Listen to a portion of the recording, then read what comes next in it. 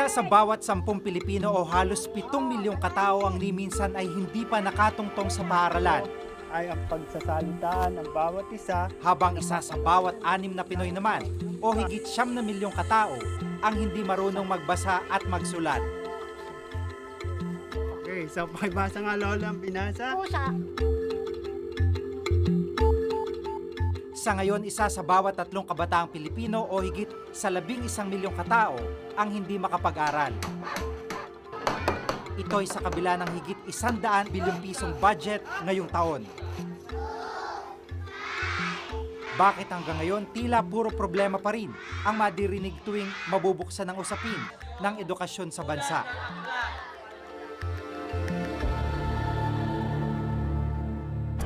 Mahirap ang buhay estudyante sa public school lalo na kung kumakalam ang sikmura.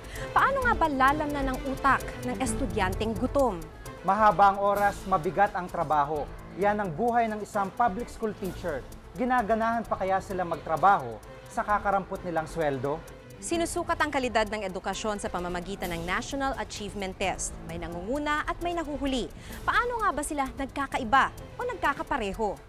Personal naming inalam, Sinaliksik ang bawat anggulo. bawat detalye kinumpleto. Ang lahat ng yan nakatala sa Reporter's Notebook. Laging payo ng mga matatanda, huwag pumasok sa eskwela nang walang laman ng sikmura. Pero sa mga lugar na mahirap ang buhay, gutom ang sumasalubong sa mga bata araw-araw. Paano nga ba maging isang mag-aaral sa ganitong kalagayan? Yan ang report ni Oscar Oida.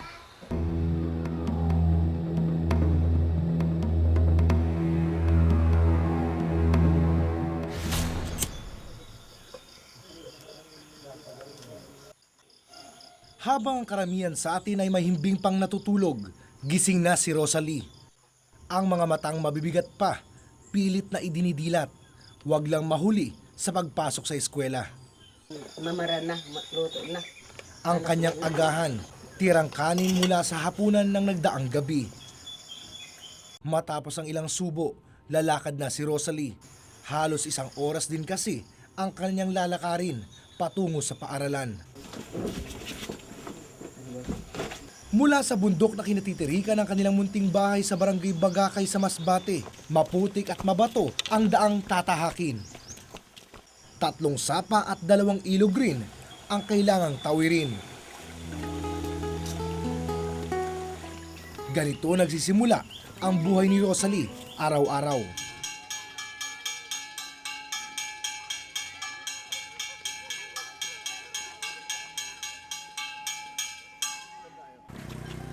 Malayo man ang kanilang tirahan, di naman nahuhuli si Rosalie sa paaralan.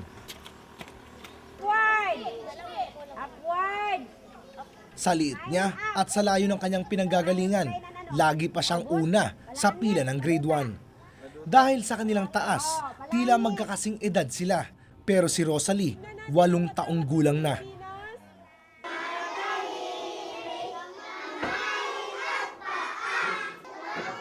Tahimik sa klase si Rosalie.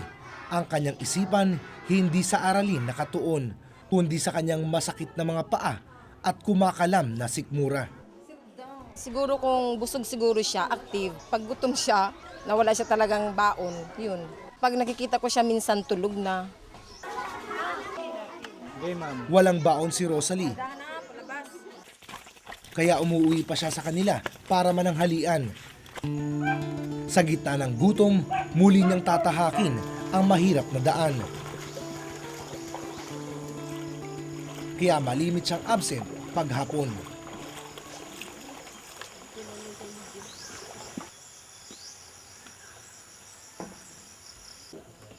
Si Lolo offer na lang ang pamilya ni Rosalie at siyang bumubuhay sa kanya.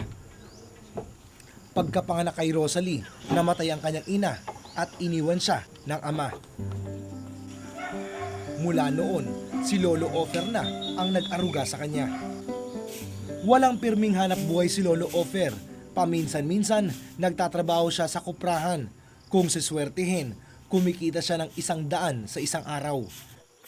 Kaya gustuhin man daw niyang bigyan ng masustansyang pagkain ng apo, di niya magawa.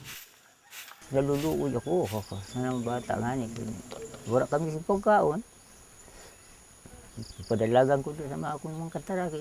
Dito na nini pagkaon.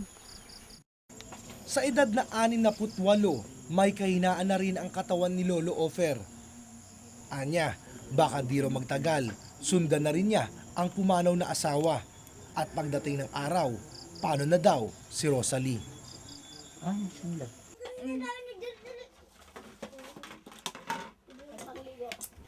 Kaning lamig at kakarampot na bagoong, piyesa ng itinuturing ng pamilya ni Jenny Rose. Kadalasan daw kasi, kaning lamig o mainit na kapilang ang ipinantatawid nila ng gutom. Pagkatapos malanghalian, naglalakad lang ang 10 taong gulang na si Jenny Rose patungong paaralan. Hindi niya alintana ang init ng araw.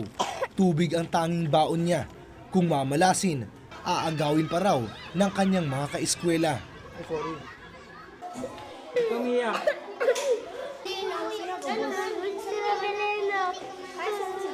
Ano daw ate? Ay, yung tubig niya, inubos na raw ng classmate niya.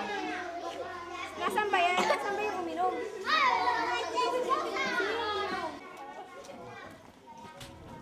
Nang araw na yon, sinukat ng nurse ang kanyang timbang at taas.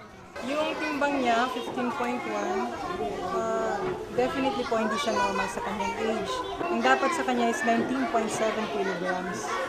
So kulang na kulang siya sa timbang.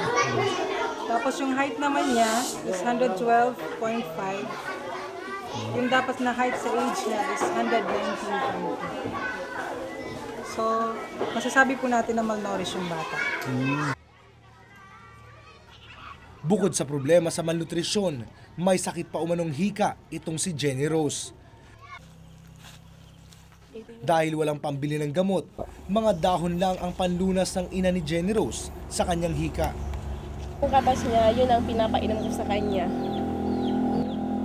3 times a day ko siya pinapainom nito. Tapos kung minsan, kung hindi pa talaga lumalala yung hindi pa matagal yung ubo niya, natatanggal din, pero kung minsan naman na hindi. Ayon kay Rodelia, honor student si Jenny Rose nung kinder at grade 1, pero lumala ang sakit niya. Nung grade 2 siya yung last year, doon na siya bumagsak sa honor dahil palagi na siya nagkakasakit. Hindi na niya halos kayang lumakad papuntang paaralan.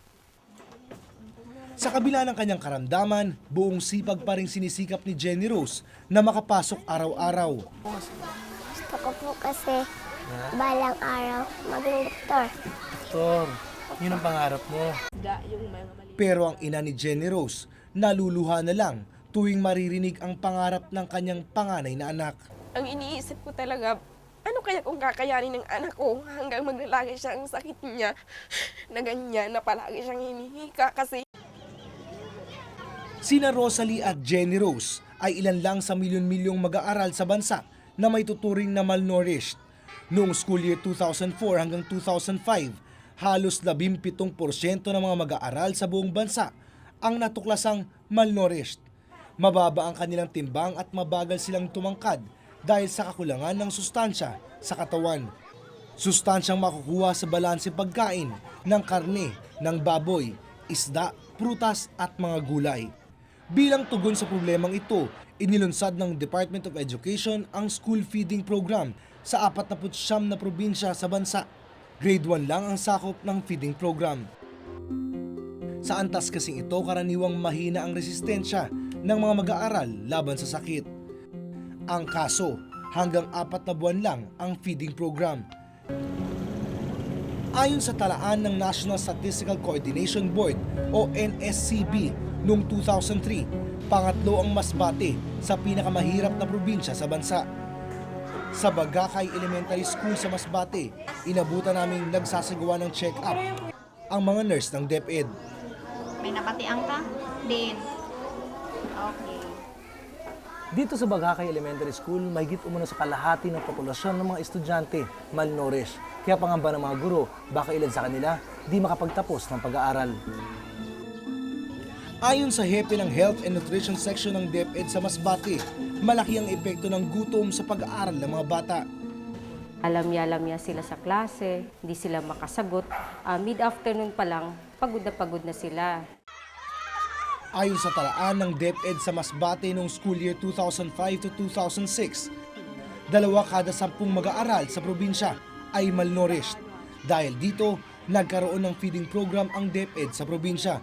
Pero ang problema, hindi daw lahat ng eskwelahan ay nabibigyan ng feeding program. Sa ngayon, hindi naman po kami nagkukulang sa, kumbaga, sa personnel. Yung ibang mga programs na nilaunch namin about supplementary feeding, hindi siya masyadong nasustain kasi nga kulang sa funds. This is only a hunger mitigation, remedial measure in the short term. Hindi natin masusustain yung dole out. That's right. Kasi kukonti lang talaga. Pag nagbigay lang tayo, kukonti lang makikinabang. Dagdag pa niya, iniiwasan nilang tuluyang umasa ang mga magulang sa kanilang programa. Kailangan nating sabihin sa kanila na huwag kayong umasa palagi sa gobyerno, kundi na ang gobyerno naririto upang tulungan kang magamit mo yung mga talento mo upang makapaghanap buhay ka sa sarili mong, makatayo ka sa sarili mong paa. Hindi lang sa malalayong barangay sa probinsya problema ang kalusugan ng mga mag-aaral. Sa Valenzuela City sa Metro Manila, nakilala namin si Aling Rebecca. Napilitang tumigil sa pag-aaral ang anak niyang si Armin at tuluyan na itong pumanaw noong 2001 sa ninang matinding malnutrisyon.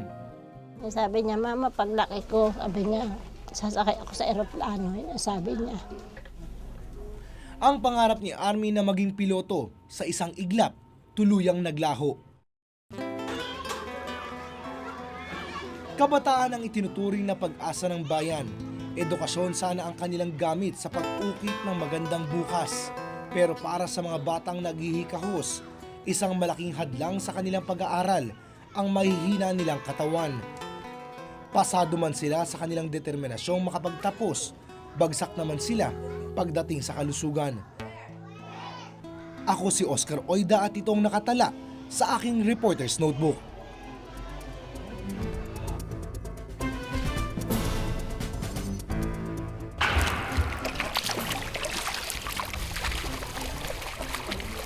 Bukod sa pagtawid ng mga ilog, pagminsan kailangan pa sumakay ng kabayo ni Teacher Noel dahil sa layo ng mga nilalakad.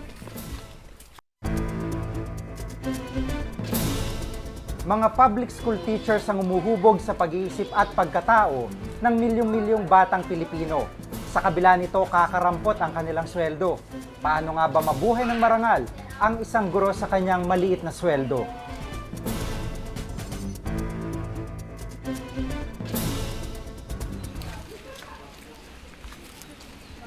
Ganito nagsisimula ang araw ni Noel Fulgueras, isang Teachers Alternative Learning System ng Department of Education.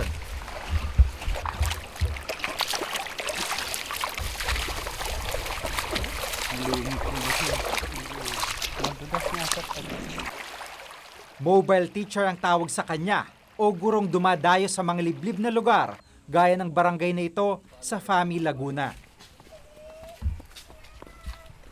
Bukod sa pagtawid ng mga ilog, pagminsan kailangan pa sumakay ng kabayo ni Teacher Noel dahil sa layo ng mga nilalakad.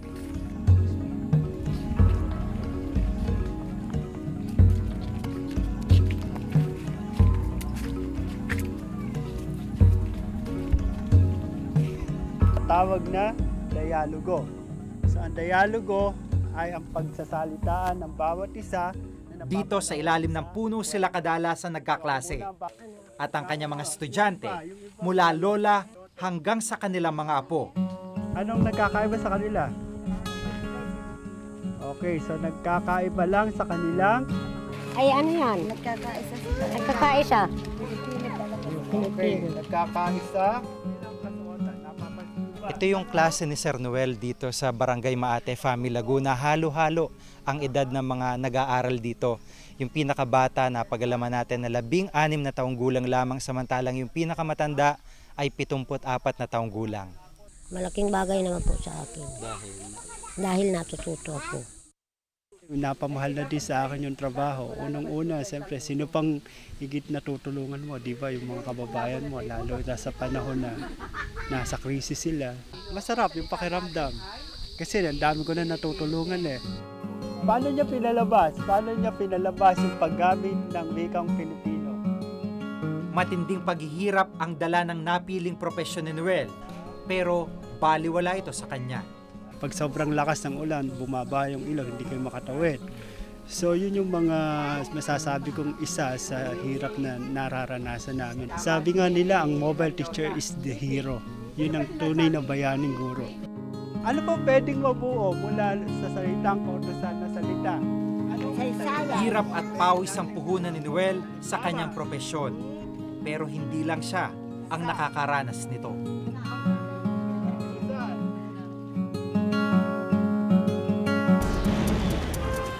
Wala na akong pwedeng utangan. So napilitan ako na isanla yung ATM ko. 2002 pa. Hindi naman kami naghahangad ng masyadong mataas sa sahod sa marangyang pamumuhay. Mabuhay lang kami ng marangal, ng may dignidad.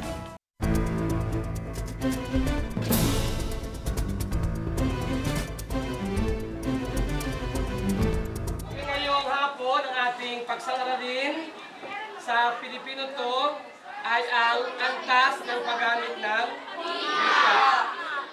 13 taon ng high school teacher si Dante Verdera. Salitang Sa maliit na silid na ito sa kanilang eskwelahan, pinagtsatsagaan turuan ng mahigit 80 estudyante. na uri ng antas ng gamit ng wika.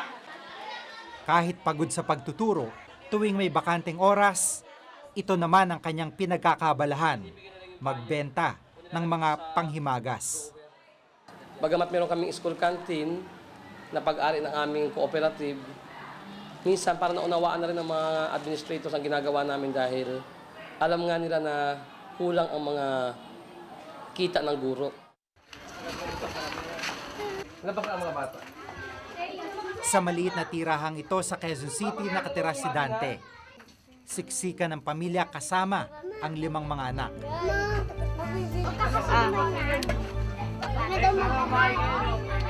Tuwing Sabado at Linggo, abala pa rin siya sa iba't ibang klase ng pagkakakitaan. Ito yung ginagawa ni Teacher Dante pag walang pasok. Nagbebenta siya ng ulam sa kanyang mga kapitbahay, pandagdag kita raw sa kanyang sweldo bilang isang guro. Pagkatapos magtinda, pananahin naman ng basahan ang pinagkakabalahan ni Dante. Sa barangay namin, minsan may mga patay doon, wala silang makuha kapag dasal. Ako naman, dahil galing akong probinsya, sanay ako sa mga pagdasal sa patay.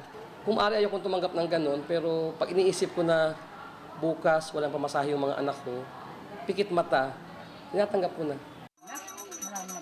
Ang halos 8,000 niyang kinikita kada buwan ay hindi raw sapat para may taguyod ang kanyang pamilya. Kaya hindi raw niya maiwasang sumideline. Ang guro ang sinasabi mga bayani ng bayan, pero bayaning gutom ang mga guro. Anong mangyayari kahit gusto mong magturo ng maayos, minsan may mga personal kang problemang pinagdaraanan, malaking epekto nito sa pagtupad sa mga tungkulin bilang guro.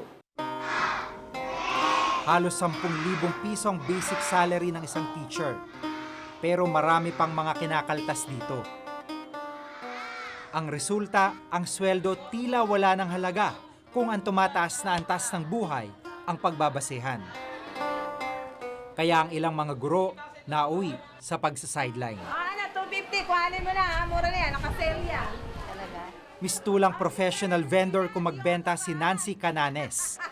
20 taon ng high school teacher sa Novaliches. Ano yan eh, gives pa. Tuwing bakante, isa-isa niyang nilalapitan ng kanyang mga co-teacher para mag-alok ng mga panindang damit, bra, panty at kung ano-ano pa. Kung saang mga networking, nagme-member ako dyan, nakakadagdag talaga. Malaking bagay sa pang-araw-araw namin. Profesional ang mga guro, pero sila raw ay mga gutom.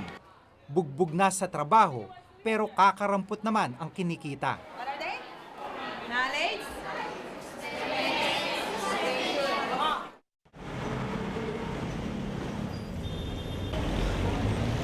Bago pumasok sa kanyang tinuturo ang klase sa hapon, ito naman ang racket ni Melchor Cayabyab, high school teacher. Nag-aalok ng insurance sa mga tao. Medyo ano lang ho yan, mababa ang interest ako. Breadwinner ako kasi ako yung umuupa ng bahay namin. Tapos Kahit papaano, kalahati ng pagkain kasi yung mga magulang ko matanda na rin.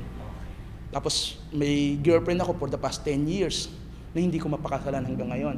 Hindi lang issue dahil walang pampakasal eh. Ang issue, mukhang hindi namin kayang magbuo ng bagong pamilya. Kapag branded na damit na maganda yung tatak. Ang pinagsama-samang kita mula sa sahod at kanyang sideline ay hindi pa rin daw sapat. Kaya suki raw siya ng mga pautangan. Pati nga ATM niya, nakasangla na. Wala na akong pwedeng utangan. So napilitan ako na isanla yung ATM ko, 2002 pa. Hindi naman kami naghahangad ng masyadong mataas sa sahod sa marangyang pamumuhay. Mabuhay lang kami ng marangal, ng may dignidad. Kliyente ko. Grasya ang may mautangan kapag nagkakagipitan. Pero sa kaso ng ilang teachers, ito pa ang tila nagbabaon sa kanila sa kahirapan. Basahin ulit. Si Sarah Jane, high school teacher. Isa lang siya sa maraming mga teacher na biktima ng tinatawag na loan sharks o mga nagpapautang sa napakalaking interes. Ang utang niyang 10,000 piso, lumobo raw ng mahigit 100,000. Hanggang ngayon, pasanin pa raw niya ito. Parang pinaka-lesson ko, hindi na ako papasok sa ganitong sitwasyon na hindi ko alam kung paano ko nga lalabasan to. Si Rina, 7 taon ng high school teacher. Sa tagal niya sa pagtuturo, hanggang ngayon, contractual pa rin siya. Wala kaming GSIS, wala kaming pag-ibig, lahat. Wala, as in zero. Masakit, syempre.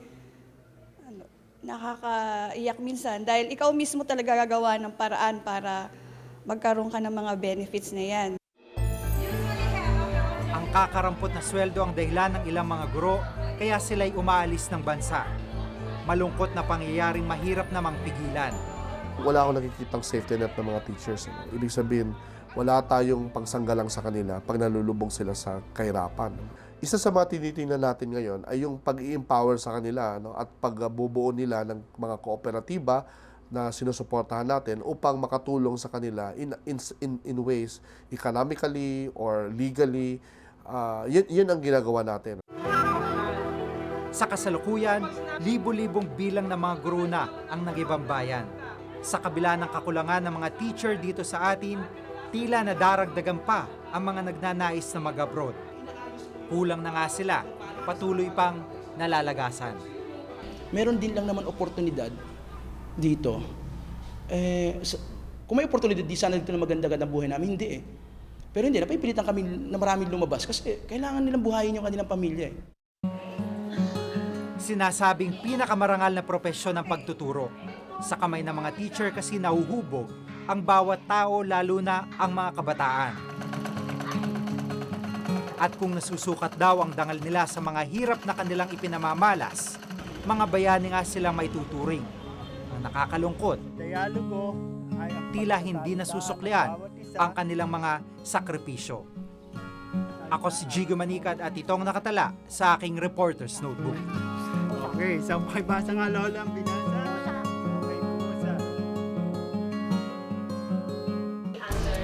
Base sa resulta ng National Achievement Test nitong 2005, ang Tra National High School ang nakakuha ng pinakamababang marka sa buong bansa. 20% ang average score ng mga estudyante nila. Dahil nga sa kahirapan, may mga panahon na hindi sila makaaral. Lumiliban sila, so hindi sila nakaka-catch up ng mga lessons. Sa nakaraang National Achievement Test, may mga batang mataas ang marka, pero mas marami ang mababa. May kinalaman bang eskwelahang pinasukan sa kalidad ng edukasyong kanilang natanggap? May pananagutan ba ang mga lokal na opisyal dito? Yan ang report ni Tina Panganiban Perez.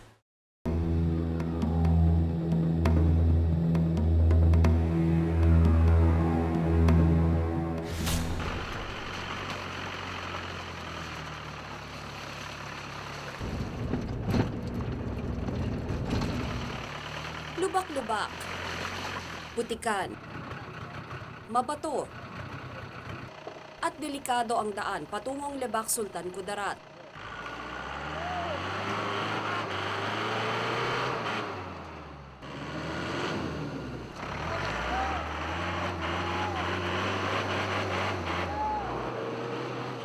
Mula sa Cotabato, mahigit 5 oras na biyahe sa sira-sirang kalsada bago marating ang lalawigan.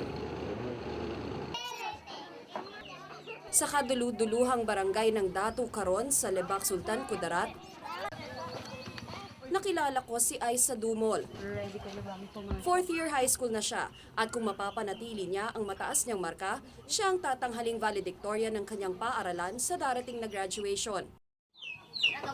Pang-apat sa 10 magkakapatid si Aisa. Dahil sa matinding kahirapan, 3 lang silang nakakapag-aral. Alas 6:30, sinisimulan na niya ang halos 1 oras na paglalakad patungong Tra National High School.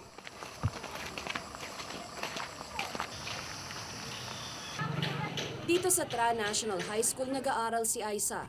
Itinatag ang paaralang ito noong 1983. Pero ni minsan, di pa raw ito nabibisita ng mga opisyal ng Department of Education. Di talaga sila aware kasi nasa liblib po kasi na lugar kami.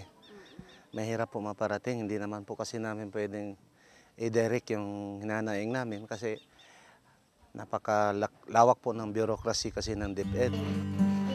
122,000 pesos lang ang budget na inilaan para sa paaralan ngayong taon.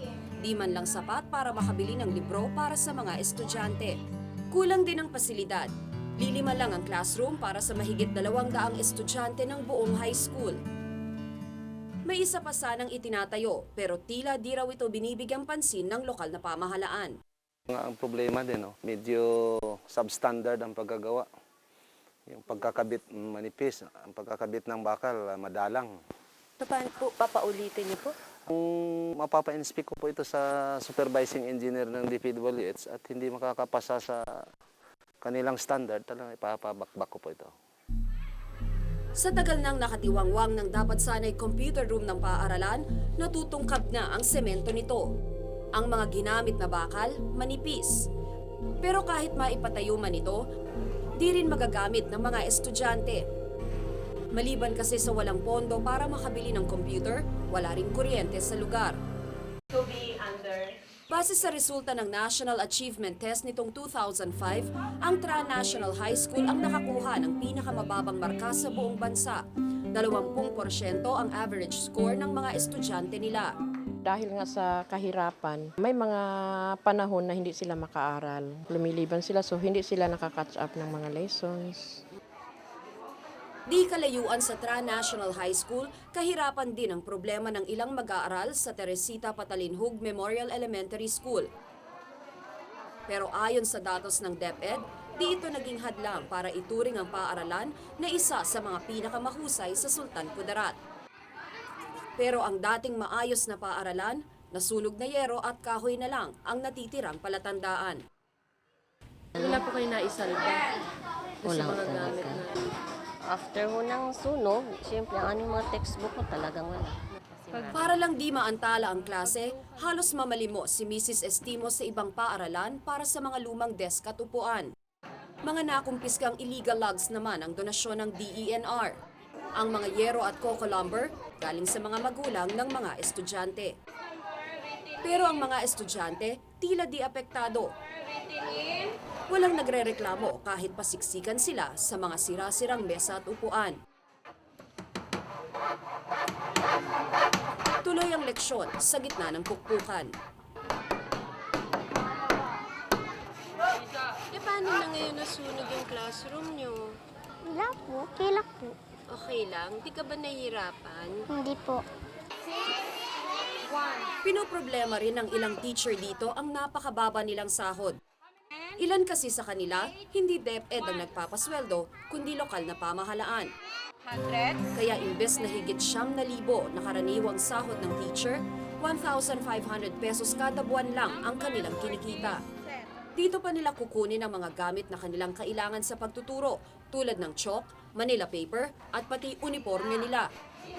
Minsan nga, siya pa ang nag-aabono ng mga lapis, papel at iba pang gamit ng mga estudyante niya. Hindi talaga magkasya, ma'am. Siguro po, ma'am, na ano na ang loob ko na gusto ko i-share din yung aking knowledge sa mga bata. Sa mga high school sa Autonomous Region in Muslim Mindanao pa lang, halos 900 na ang mga katulad ni Dibay. Higit 17,000 sila sa buong bansa.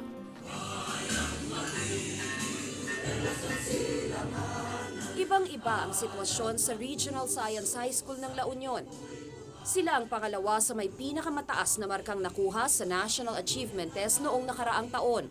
So this is a function machine. Kumpleto sa mga gamit ang paaralan. 4 na kwarto ang may bagong projector. Ang computer lab, bago ang lahat ng mga computer unit. Meron pa silang board fax na epektibo raw na teaching aid. Ang mga libro nilang ginagamit, bago at mas advanced kung ikukumpara sa mga ordinaryong paaralan. Kaya kahit salat daw sa pamumuhay ang ilan nilang estudyante, hindi naapektuhan ang kalidad ng edukasyon sa kanilang paaralan. Binibigay ko po lahat ng kakayanan ko para makapasa po ako. 2 milyon ang kanilang budget kada taon. Kaya natutukan ng husto ang pangangailangan ng mga estudyante. Madalang daw ang mga paaralang tulad ng RSHS La Union. We in DepEd are the first ones to confess that our educational system at this point in time is really in a crisis. And we don't need to have statistics to show it, although we have the statistics to back it up. Tingnan mo yung quality ng ating mga mag-aaral, the quality of students that we have in terms of English, science, and math, medyo talaga nade-deteriorate. There has been consistent underinvestment in education. For years na yan, dekada na yan. Ang bagong solusyon nilang napipisil, pagbibigay ng mas maraming responsibilidad sa district office nila at sa mga principal ng pamahalaan. Yan yung ginagawa natin. Binibigyan natin silang as much leeway as possible. Kaya ngayon, bihira lang maglabas ng DepEd memo o DepEd order. Kung meron man, ito'y broadly worded mandates at sila na mismo, bahala na sila, given their own local characteristics and local contours, kung paano nila ito ma-attain yung objectives. Habang abala sa bago na namang plano ang DepEd, tuloy ang buhay sa Tran National High School. 4:00 na ng hapon, tapos na ang klase sa Tran. Pagdating sa bahay, trabaho agad ang inaasikaso ni Aiza. Sayang daw ang 2 pisong kikitain niya sa bawat maibebentang nipa na hinabi niya. Dito kasi niya kinukuha ang panggastos niya sa pag-aaral. Nay, ano pong pangarap niyo para kay Aiza? Pangarap ko sana makatapos mag-aral. Gusto ko sana sa Mestra. Pangarap na kung magpapatuloy ang kawalan ng konkretong programa para maisaayos ang kalidad ng edukasyon sa mga paaralang tulad ng Tran, ay mananatiling pangarap na lamang. Ako si Tina Panganiban Perez at yan ang nakatala sa aking Reporter's Notebook.